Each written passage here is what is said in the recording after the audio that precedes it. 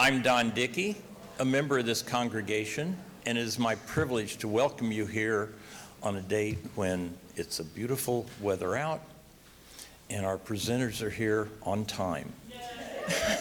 And I wish to welcome those of you who are joining us by live streaming. It's going to be a wonderful service today. This is time we set aside to welcome the visitors and guests within our congregation. Do we have any members who have brought a guest today? If so, please stand. Let us know their name and where they're from. Yes. Hi, I'm Marlene Murphy, and I have brought my cousin. Welcome. Glad to have you.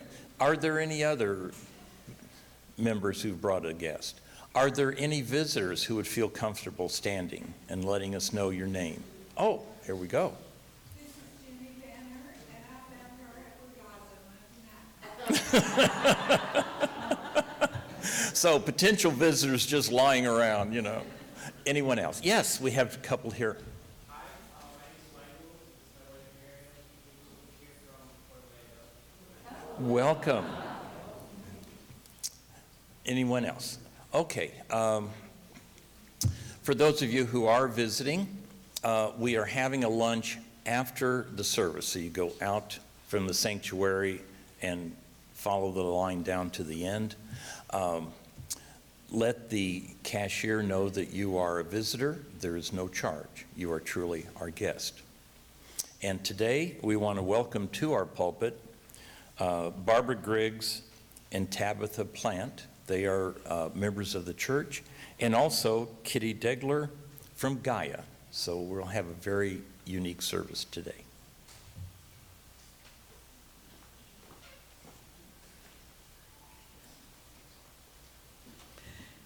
So please stand in body or in spirit and join us in our sung call to worship.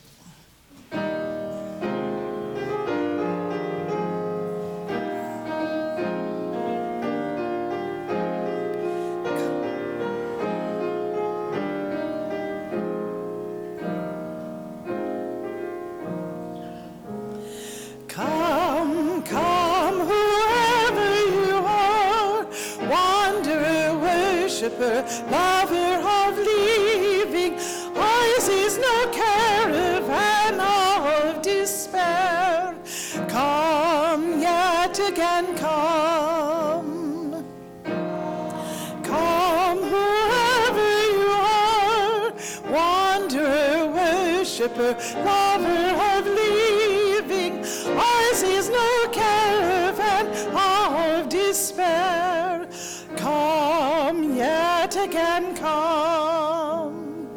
Come, come, whoever you are, wanderer, worshiper, lover of living, ours is no caravan of despair. Come, yet again come.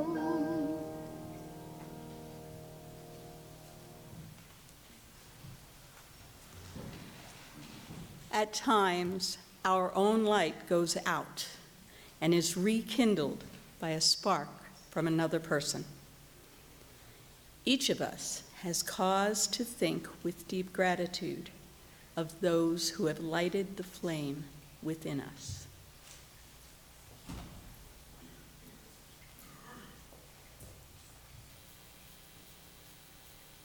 Good morning. My name is Sierra, and I light this chalice for inherent worth and dignity of every person.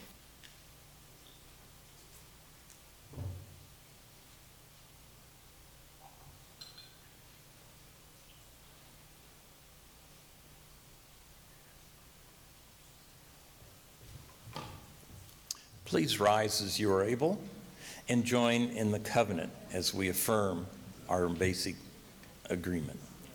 Goodwill is the spirit of this church, and service is its law. This is our great covenant, to dwell together in peace, to seek the truth in love, and to help one another.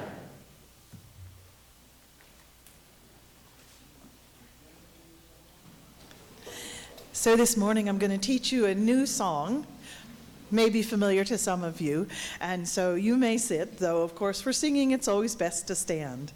And this is called When We Are Gone. Let me sing it through once so you can hear it. When we are gone, they will remain, wind and rock, fire and rain. They will remain when we return. The wind will blow and the fire will burn. Okay, so now I'm going to sing a line, and I'd like you to sing it back, all right? When we are gone, they will remain. Your turn.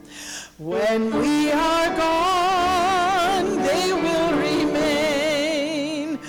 Wind and rock, fire and rain. Wind and rock, fire and rain. They will remain when we return. They will remain when we return. The wind will blow and the fire will burn. The wind will blow and the fire will burn. Okay, one time all together. When we are gone, they will remain. Wind and rock, fire and rain. They will remain when we return. The wind will blow and the fire will burn. So let that mull in your head, and at the end of the service, as we process out the doors, you get to sing it. And now we'll go ahead and sing the children to their classrooms.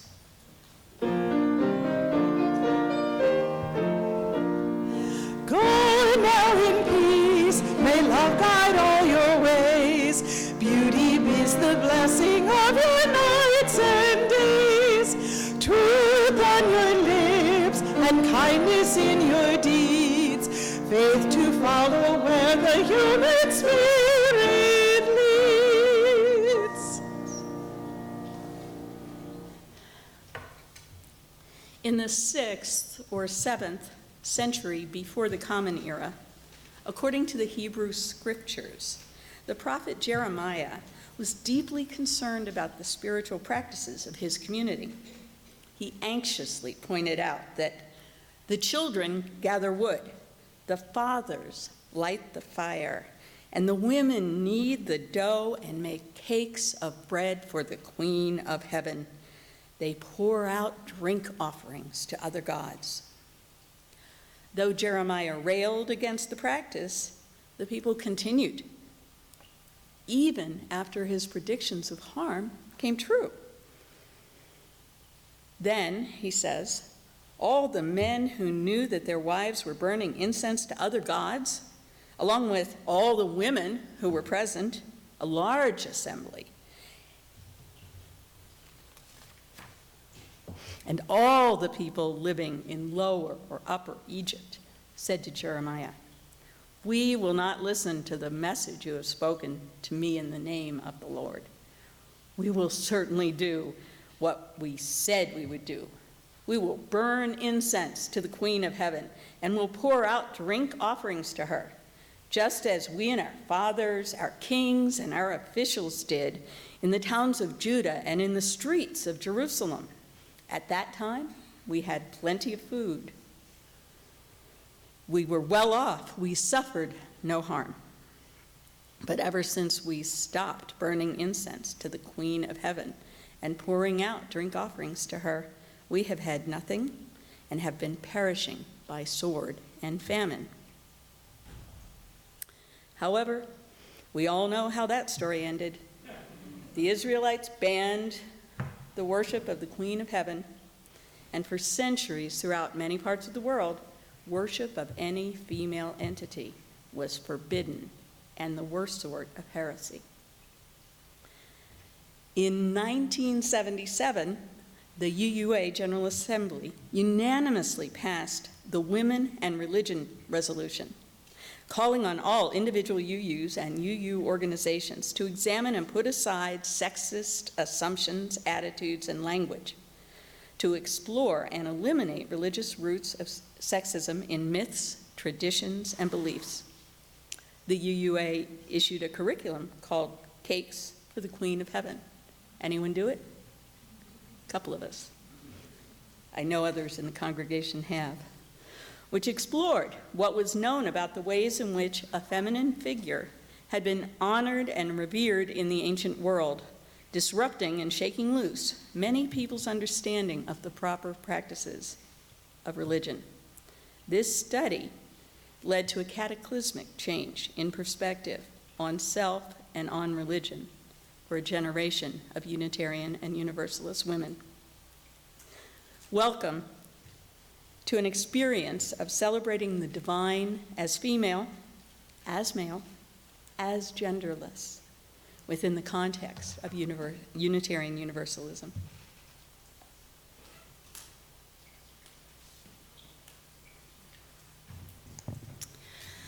Please settle into your seats and get comfortable. Ideally, both feet flat on the floor. Unless you're vertically challenged like me, then just do the best you can. Take a look around you in the auditorium at the people around you. Now take a deep breath in and let it out. And if you're yawning because it's still early, that's quite okay. Take another breath in and let it out. And if you so choose, you may close your eyes. See a blossom in your mind's eye. Allow it to fill the interior of your imagination. Greater perfection of form and nature cannot be imagined. With inward gaze, absorb each wondrous fluted petal. Slide down in its humid surface until you drop as the dew into its velvety core. Immerse your senses in this safe chamber. Such fragile beauty gives impulse to weep. Slowly reverse the journey. As you ascend the shaft toward wider light, turn your imagination around and around to see its many facets. Stored within is the memory of all flowers. Marvel that this creation, while utterly fragile, yet undaunted, boldly buds forth, turning resolutely toward the sun. We, too, shimmer with expectation, exuding our own illumination, color, pulse, and scent. Vulnerable, still, we venture our lives courageously toward hope and light, at once fragile and rooted.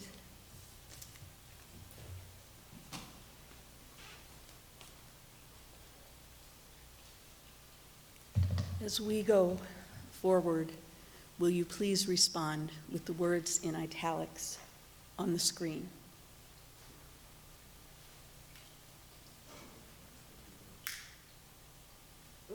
Mike?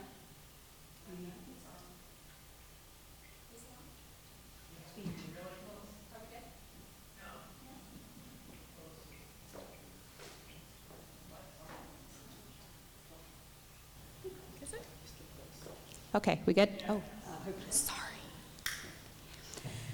Spirit of the East, spirit of air, of morning and springtime, be with us as the sun rises, times of planting. Inspire us with the fresh breath of courage as we go forth into new adventures. Whoops. Okay, never mind. Spirit of the South, spirit of fire, of noontime and summer, be with us through the heat of the day and help us to be ever growing. Warm us with strength and energy for the work that awaits us.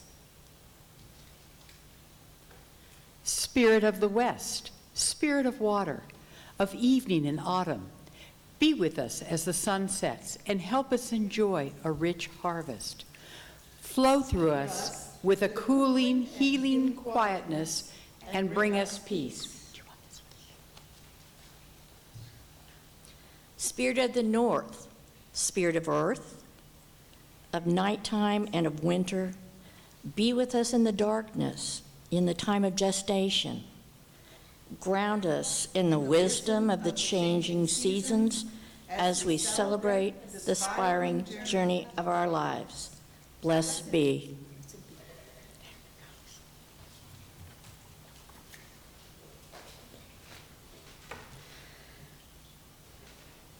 Then I was standing on the highest mountain of them all, and round beneath me was the whole hoop of the world. And while I stood, I saw more than I can tell, and I understood more than I saw.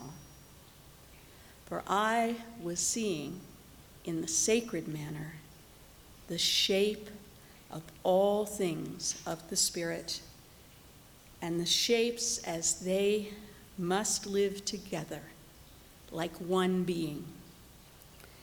And I saw that the sacred hoop of my people was one of many hoops that make one circle, wide as daylight and starlight. The circle is cast. Please rise and join in singing our next hymn, Mother Spirit, Father Spirit.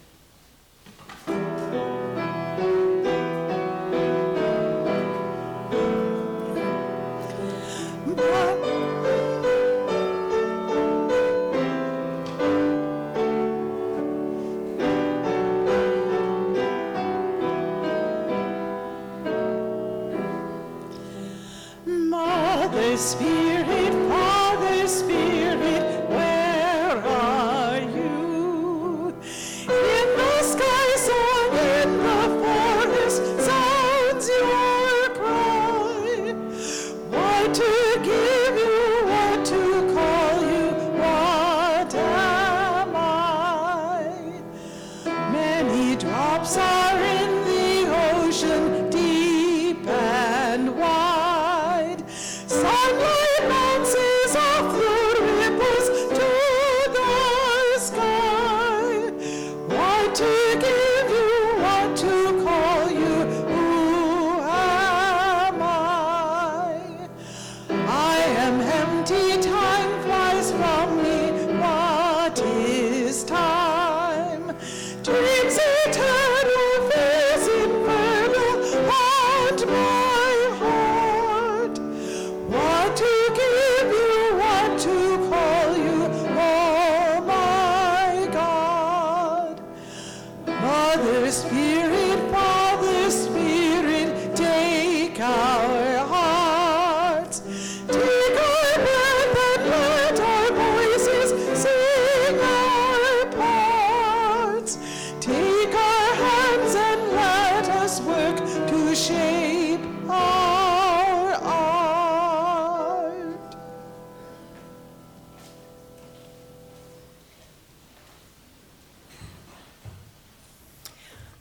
From What is Humanism by Fred Edwards. With modern humanism, one finds a life stance or worldview that is in tune with modern knowledge, is inspiring, socially conscious, and personally meaningful. It is not only the thinking person's outlook, but that of a feeling person as well. For it has inspired the arts as much as it has the sciences, philanthropy as much as critique. And even in critique, it is tolerant, defending the rights of all people to choose other ways, to speak and to write freely, to live their lives according to their own lights. So the choice is yours. Are you a humanist? You don't need to answer yes or no, for it isn't an either-or proposition. Humanism is yours to adopt or to simply draw from. You may take a little or a lot. Sip from the cup or drink it to the dregs. It's up to you.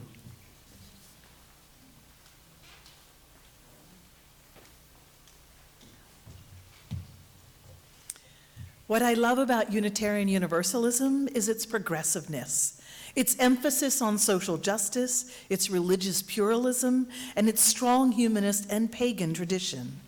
I love that it's a religion with no dogma, where people care more about what you do in the world than your source of truth. I love that sermons are diverse in their topics. I love that the laity also have an opportunity to give sermons. I love its democratic and radical egalitarian spirit. But it's not enough for me.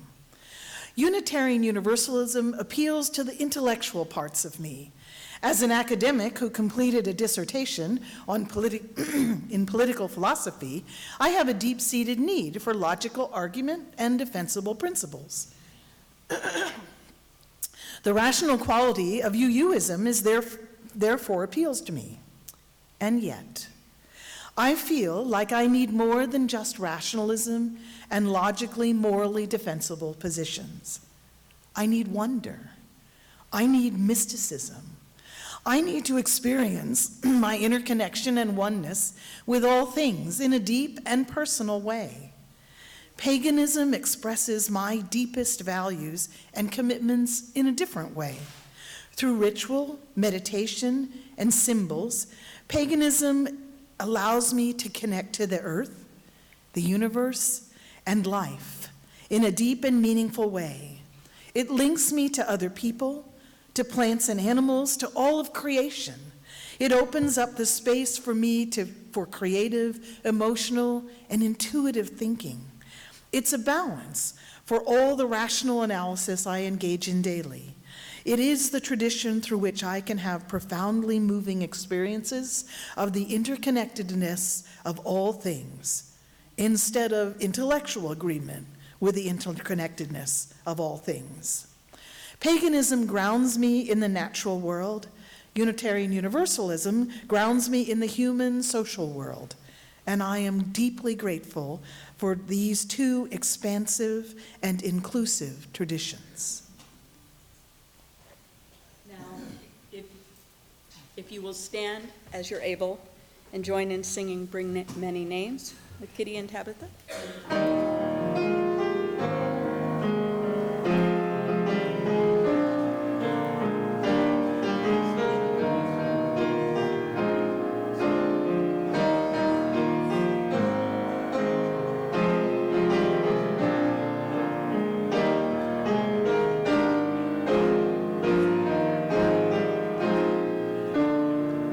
Bring many names, beautiful and good.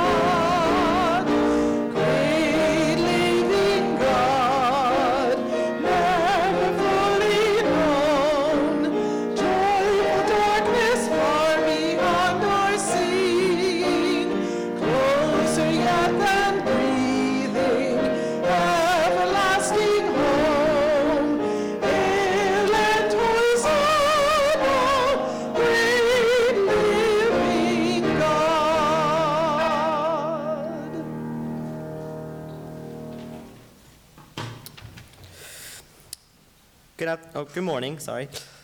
My name is Nick, and I'm here to tell you about we're here to tell you about the Free Hot Soup Group. The Free Hot Soup Group is a group of volunteers who gather together to give free hot soup and other items to the homeless in our community. Our very own Mark Gibbons has actually been involved with this group. Mark prepares delicious meals and follows the group regularly in feeding our homeless friends in our community. As a service project, All Souls Middle School and High School youth helped with this outreach. We helped Mark create 200 burritos, and after which we then went to Washington Square Park to serve the burritos and other food to the homeless. This experience was really a good experience for me. I experienced many things that helped me become a lot more grateful with the things I do have, and just overall the fact that I'm helping make food for people that are less fortunate than me gave me a really good feeling knowing that I'm helping people in my community. The offering today is given to the Free Hot Soup Group, actually, to help them provide food and other necessities to our homeless friends and to keep on their mission. This is a very wonderful group, and I really hope that you do consider donating to them. Also, please make all checks to All Souls and put special offering in the memo line.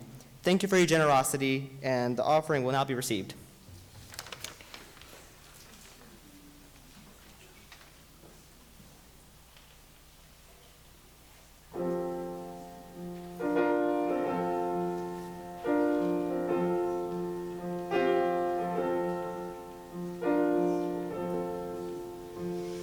It lives in the seed of a tree as it grows. You can hear it if you listen to the wind as it blows. It's there in a river as it flows into the sea. It's the sound in the soul of someone becoming free. And it lives in the laughter of children at play, and in the blazing sun that gives life to the day. It moves the planets and the stars in the sky. It's been the mover of mountains since the beginning of time.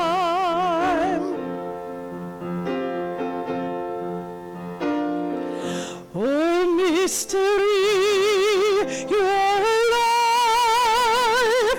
I feel you all around. You are the fire in my heart. You are the holy sound.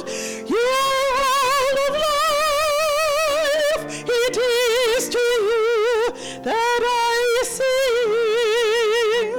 Grant that I may feel you. Always in everything.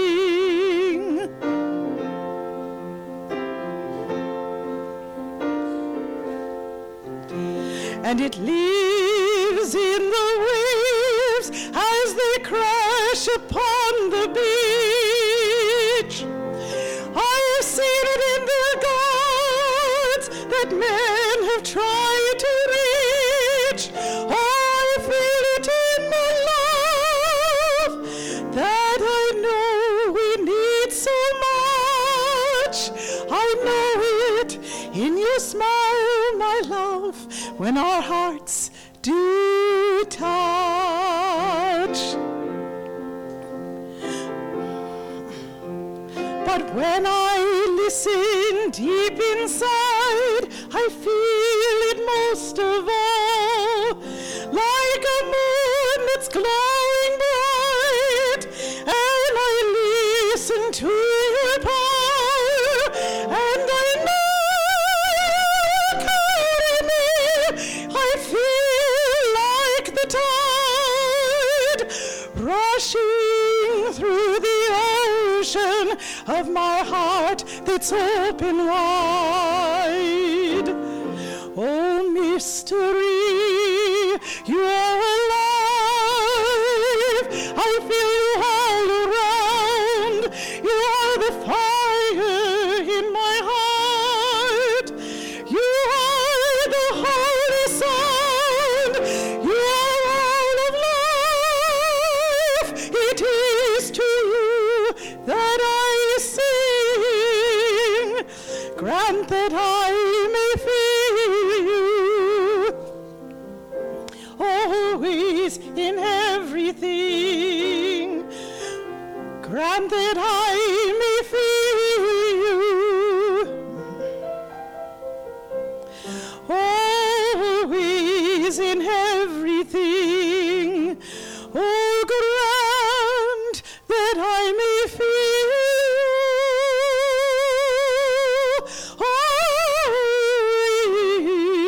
always in everything.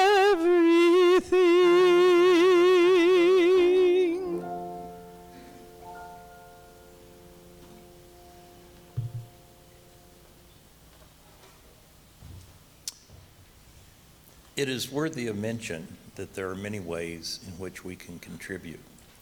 In addition to the funds collected with the collection today that go to the free hot soup, the Cassidy sisters who are preparing the meal are cooking about twice as much as they would normally cook. All of the excess will go to the homeless who do not have a regular meal they can count on. Please join me in the dedication of our offering. We dedicate our offerings and our actions to the mission at the heart of this congregation, to build a respectful, caring community, to inspire personal and spiritual growth, and to create change toward a just and compassionate society.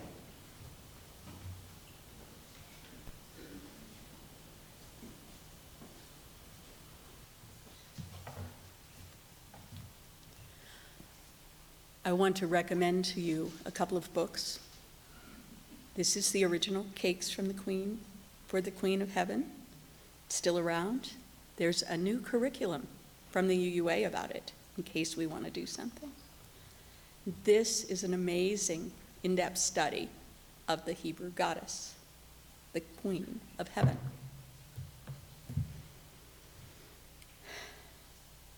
The legitimate Jewish faith, beginning with the earliest formulations of its belief system by the great Hebrew prophets, has always been built upon the axiom that God, being pure spirit, is without body. He possesses no physical attributes, and hence no sexual traits.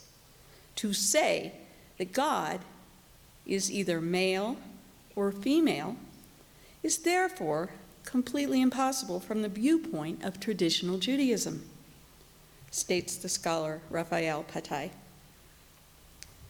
This original idea that the deity is ineffable and unknowable is reinforced by the 4 Hebrew consonants, which we pronounce Yahweh, that basically mean I am, which is purportedly the name God offered Moses when he asked. Yet one factor, a linguistic one, defied all theological repugnance to the attribution of bodily qualities to God, Patai continues. It is in the nature of the Hebrew language that every noun has either a masculine or feminine gender. The 2 biblical names of God, Yahweh and Elohim, are masculine. Every Hebrew-speaking individual from early childhood was imbued with the idea that God was a masculine deity. No subsequent teaching about the aphysical, incomprehensible, or transcendental nature of the deity could eradicate this early image of a masculine God. We, modern, enlightened, scientific, humanistic, realistic, Unitarian Universalists, live with the dynamic tension that our principles teach: acceptance of one another and encouragement to spiritual growth, and a free and responsible search for truth and meaning. Yet we often find it uncomfortable or even openly scoff at people who seem to need to imagine the Creator, the ground of being, the source of all, in terms implying this source is any kind of being or person. Yet today, in the 21st century, believers and non-believers alike grew up with and have ingrained deep inside that whether there is or isn't someone named God, he's male. Just like those long ago Hebrews. Why? We're human, and we're linguistic beings. We thrive on metaphors. Most of us don't do well with pure abstraction, so we clothe our ideas in concrete examples. And that's where the Queen of Heaven comes in. I, and many of you, those with this color hair, grew up in a civilization where the default human, as well as the default supreme being, was male. I don't need to spell it out for you. Everyone with power, whether in government, church, school, they were male. The male body, in defiance of biological reality, was considered the regular body, and the female as an aberration. At the time when the UUA came to realization that maybe we Unitarian Universalists could do something about this assumption, many writers were reinterpreting archaeological evidence as well as ancient written material and rediscovering that, as Merlin Stone put it, there was a time when God was a woman. This reality can be seen even beneath the long ago re-edited words of the Hebrew scripture, including the goddesses that the ancient Hebrews worshipped, most notably the goddess Asherah and her daughter Anath, called the Queen of Heaven. Asherah was a Canaanite deity. Her representations were apparently the tall trunks of trees, carved toward the top with hands cupped under the breasts and either a plain or a detailed head. There were also have been discovered thousands of statues similar to what I have on the altar that are miniatures of what was apparently in the temple.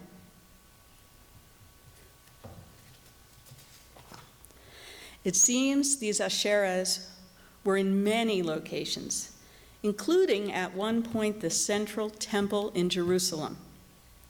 Multiple inscriptions have been found referring to Yahweh and his Asherah, implying she was Yahweh's wife.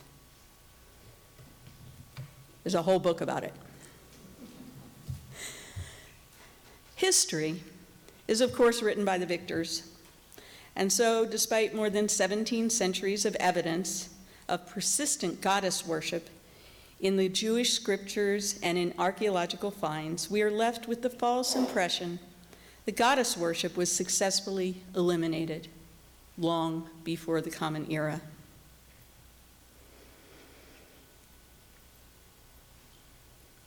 The monotheism we inherited, far from being about pure spirit, was instead an elevating of one half of the sacred duo and one half of humankind as God and the other as other. All that harm to half our species because of the linguistic idiosyncrasy that all nouns must have gender.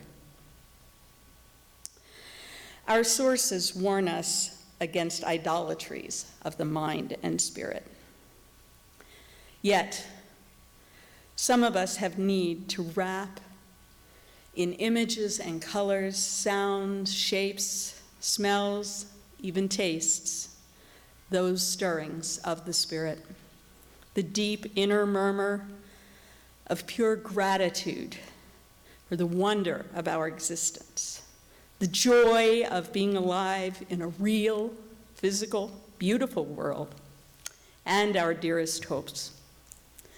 So today, some of us will light fires, we will pour libations, we will bake cakes, and we will burn incense to the Queen of Heaven. Please rise in body or spirit and sing our final song, A Fire Mist and a Planet.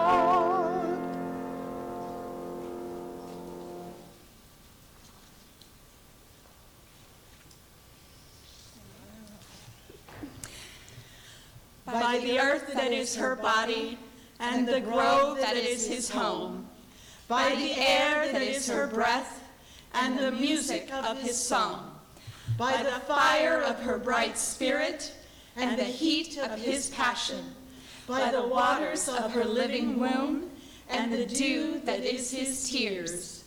This circle is open, but unbroken. May the peace of the goddess go in our hearts, and the dance of the god enliven our days. And may we care for the earth and each other, because our lives depend on it. Merry meet, and merry part, and merry meet again. And now we'll sing that final song.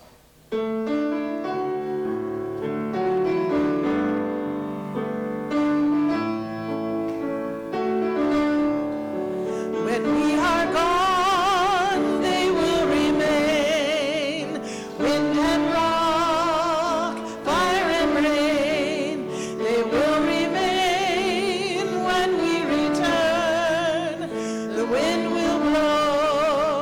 and the fire will burn.